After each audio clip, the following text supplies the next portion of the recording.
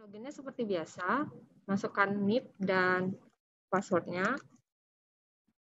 Ketika login, apabila pelamar tersebut lulus, akan tampil pesan bahwa dia lulus seleksi kompetensi bidang dan pilihan apakah dia ingin melanjutkan pengisian DRH atau ingin mengundurkan diri. Jadi kalau dia ingin mengisi DRH, maka dia tinggal klik saja tombol pengisian daftar riwayat hidup. Atau kalau dia ingin mengundurkan diri, dia akan mengunggah surat pengunduran dirinya yang akan masuk ke sistem SSCN. Di sini saya akan menjelaskan dari peserta yang ingin melanjutkan pengisian daftar riwayat hidup. Peserta diminta untuk mengunggah kembali pas fotonya karena ada kemungkinan pas foto sebelumnya itu ada yang background-nya merah, ada yang biru, ada yang fotonya kurang bagus gitu, tapi masih tetap diluluskan. Nah, di sini dia harus mengunggah pas foto berlatar belakang merah dengan pakaian formal. Coba. Oke, di sini ternyata contohnya latarnya putih ya, tapi kita anggap aja ini merah. Dan seharusnya nggak seperti ini sih posenya. Tapi kita anggap saja ini pas foto yang benarnya ya. Di sini ada biodata-biodata yang sudah diisikan saat mengisi pendaftaran kemarin. Tapi ada beberapa data yang masih bisa diubah seperti nama. Nah, di nama inilah yang akan digunakan untuk penetapan NIP nanti. Karena pada saat pendaftaran masih ada aja pelamar yang salah mengisikan nama, diminta nama sesuai ijazah tanpa gelar, malah yang diisi adalah gelarnya. Jadi semoga kali ini tidak ada lagi kesalahan-kesalahan seperti itu. Yang bisa diubah itu nama, gelar depan dan gelar belakang, tempat lahir ijazah, agama, status perkawinan, email, nomor telepon, dan nomor ponsel. Kemudian di sini juga peserta diminta untuk mengisikan alamatnya, seperti kecamatan. Jadi dia diminta mengisi provinsi dahulu, kabupaten kotanya apa, kecamatannya apa, lalu kelurahannya apa. Kalau misalnya ada data kelurahan yang tidak kita miliki di sistem ini, pelamar bisa mengisi dengan lainnya, lalu mengisi nama kecamatannya apa, nama kelurahannya apa. Kalau provinsi dan kabupaten kota sepertinya sudah lengkap ya di SSCN. Yang kita ragukan masih kecamatan nama kelurahan.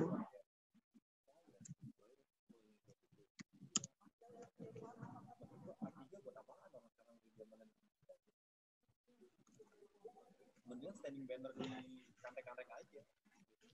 Jadi 14 biji. Supaya buat apa? Hobi bisa dipilih jenisnya, seperti olahraga.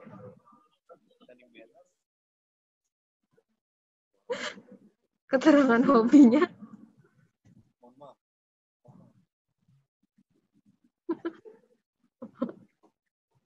Oke. Kemudian tekan selanjutnya, yaitu menu pendidikan. Di sini langsung ada pendidikan yang sudah dia miliki waktu dia melamar SSCN. Jadi peserta ini bisa mengisi seperti tempat dia berkuliah,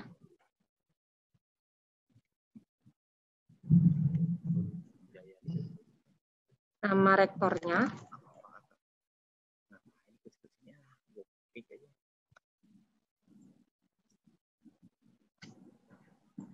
atau dia bisa menambahkan pendidikan dimulai dari SD sampai ke tingkat pendidikan satu tingkat di bawah yang dia gunakan untuk melamar. Misalnya dia melamar dengan S1, maka dia bisa menambahkan sampai ke diploma 4. Jadi apabila ada pelamar yang sudah berkuliah sampai S2, dia tidak bisa menambahkan riwayat pendidikan S2-nya, atau pelamar yang mempunyai sarjananya ada dua, seperti dia ilmu komputer satunya lagi akuntansi, tapi dia melamar dengan ilmu komputernya, maka dia tidak bisa mendaftarkan riwayat pendidikan akuntansinya. Seperti itu.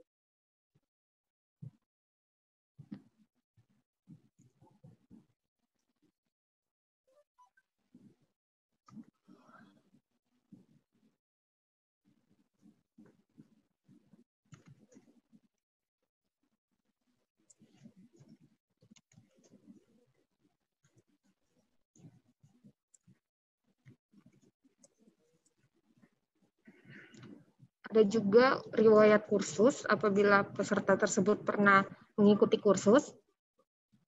Di sini ada pilihan instansi apabila kursusnya itu diselenggarakan oleh instansi pemerintah. Tapi kalau misalnya kursusnya tidak diselenggarakan oleh instansi pemerintah, ini bisa dikosongkan saja atau tidak dipilih. Selanjutnya masuk ke menu pekerjaan. Di sini ada riwayat pekerjaan, riwayat penghargaan, dan riwayat prestasi.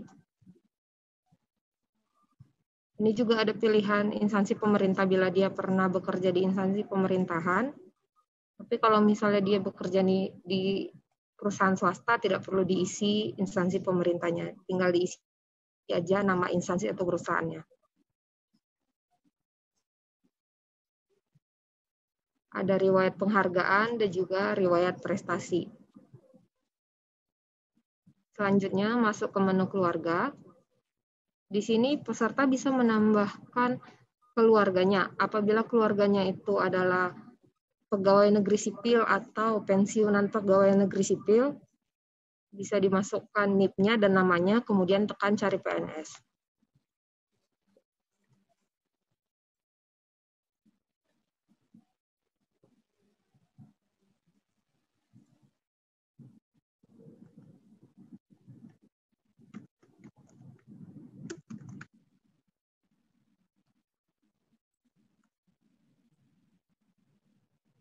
Kalau misalnya NIP dan nama itu ditemukan di sistem kita, maka langsung terisi pekerjaannya adalah pegawai negeri sipil atau pensiunan pegawai negeri sipil, dan perusahaan atau instansinya itu adalah instansi pemerintah di mana dia bekerja.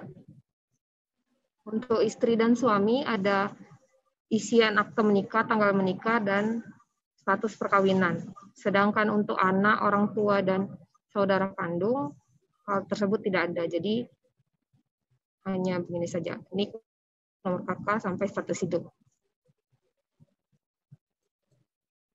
Ya, tambahin.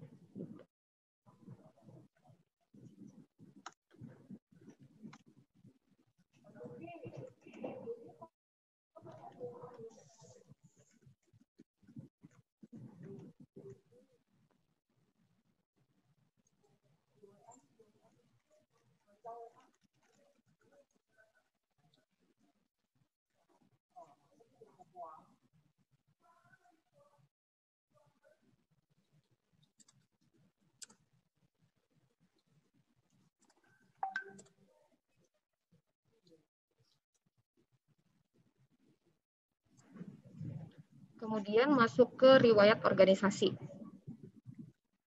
Tampilannya seperti ini, nama organisasi, jenis organisasinya apa, jabatan si CPNS saat berada di organisasi tersebut, dan lain-lain. Lalu ada keterangan lain-lain seperti nomor SKCK, ini wajib diisi ya, karena ini adalah salah satu syarat untuk pemberkasan CPNS nantinya.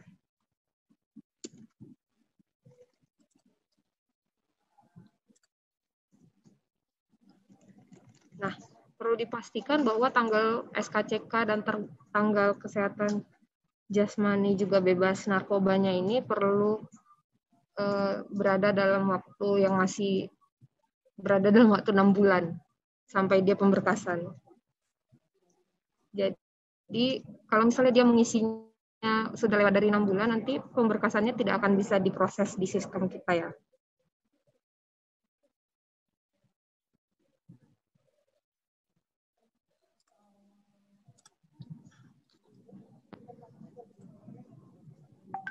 Setelah dia mengisi semua data-datanya, peserta diminta untuk mencetak daftar riwayat perorangan dan riwayatnya. Lalu memeriksa kembali data-datanya. Apabila ada data-data yang salah ketik atau dia lupa mengisikannya, dia bisa kembali ke menu sebelumnya dengan mengklik tombol organisasi, pendidikan, atau lain-lain.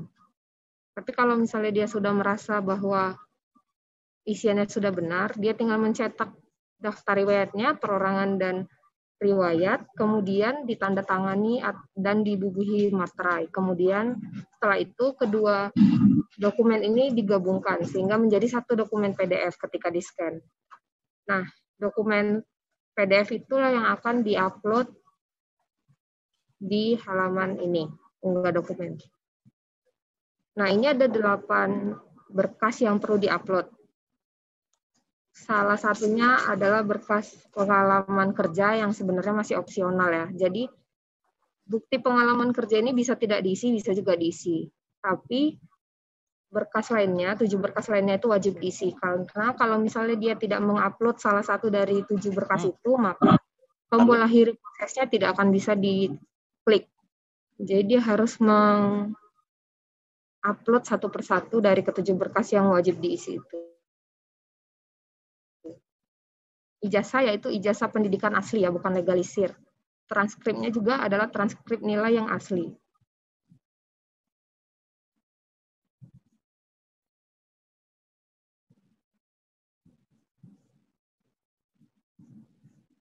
Nah, daerahnya ini harus sesuai dengan Perban BKN nomor 14 tahun 2019. Jadi harus ada materai dan tanda tangannya.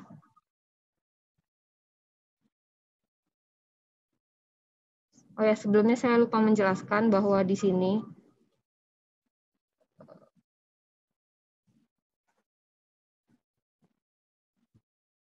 ada isian yang harus ditulis tangan dengan tinta warna hitam dan huruf kapital ya, seperti nama, kabupaten, dan tanggal lahirnya. Kabupaten tempat lahirnya dan tanggal lahirnya. Itu harus ditulis tangan.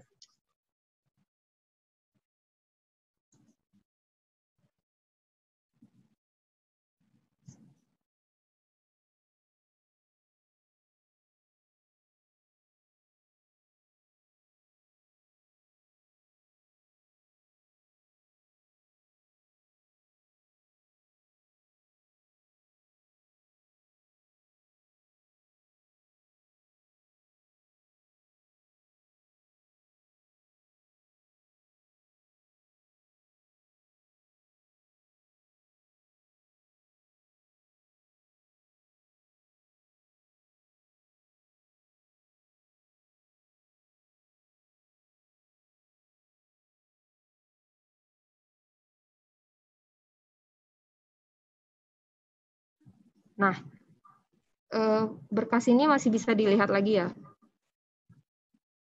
Nah, seperti ini. Misalnya dia SKCK tapi menguploadnya surat sehat. Ketika dia melihat bahwa uploadannya salah, dia bisa mengunggah kembali menjadi SKCK atau berkas yang benar.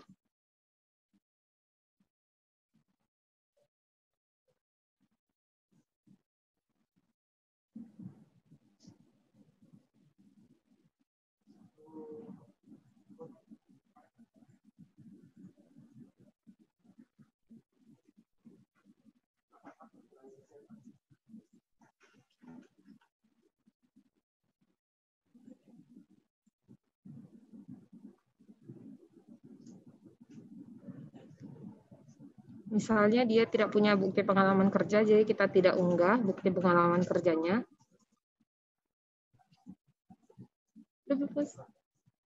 Ini apa tadi? Oh. Kita coba akhiri proses pengisian DRH ya.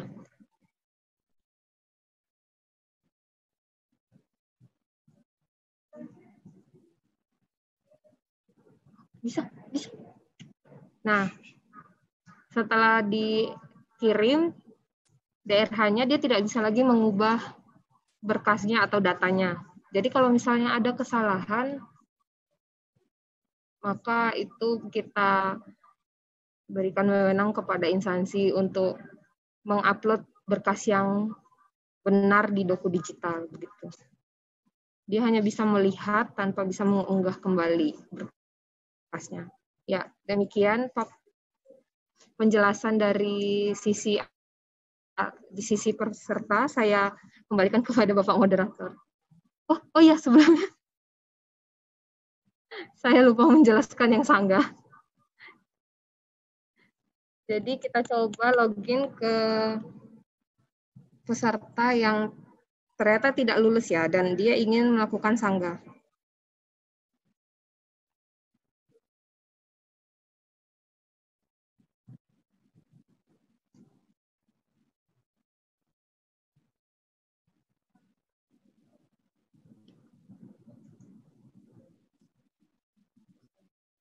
Jadi seperti yang sudah dijelaskan Pak Dipta tadi, ada 2 jenis peserta yang tidak lulus. Ada yang ikhlas, yang sudahlah begitu ya. Ada yang ingin mengajukan sanggah. Jadi di sini dia diminta untuk mengisi perihal sanggahnya apa. Kalau misalnya peserta tersebut adalah peserta dengan jabatan guru, maka ada pilihan menyanggah nilai serdik, menyanggah serdik. Tapi kalau misalnya tidak ada, pilihan itu tidak akan ada. Dan untuk instansi yang memiliki SKB non-CAT, ada juga pilihan untuk SKB non-CAT-nya. Jadi ketika dia memilih SKB non-CAT, akan muncul lagi pilihan metode SKB-nya apa. Kemudian peserta tersebut diminta untuk mengunggah bukti sanggahnya.